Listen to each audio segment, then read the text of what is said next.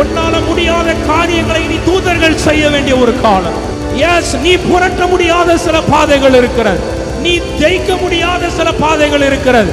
ஆனா ஆண்டவர் உன்னை தோற்று போக விட மாட்டார். தம்முடைய தூதர்களுக்கு கட்டளையிடுவார். அவர்கள் போய் உனக்கு செய்ய வேண்டியதை, அந்த பணிவுடைய ஆவிகள் உனக்கு செய்ய வேண்டியதை அவர்கள் செய்வார்கள். ஆமென். விசுவாசிக்கிற பிள்ளைங்க, எஸ் லார்ட்.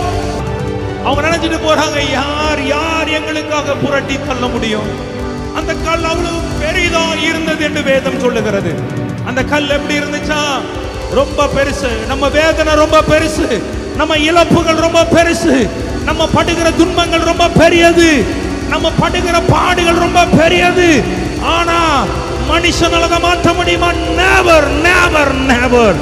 ஆனா தேவனால், அவருடைய உயிர் திறந்த வல்லமையினால் அதை மாற்ற முடியும். விசுவாசிக்கிற பிள்ளைங்க, நான் நம்புறேன். நீ கை தட்டும் போதே உன் இழப்புகளுக்கு பதிலாக, உன் நஷ்டங்களுக்கு பதிலாக, உன்னுடைய எல்லா துயரங்களுக்கு பதிலாக உனக்கு ஒரு ஆனந்தத்தையும் மகிழ்ச்சியையும் என் ஆண்டவர் கட்டளையிடுவார். விசுவாசிக்கிற பிள்ளைங்க நல்ல கை தட்டி, come on.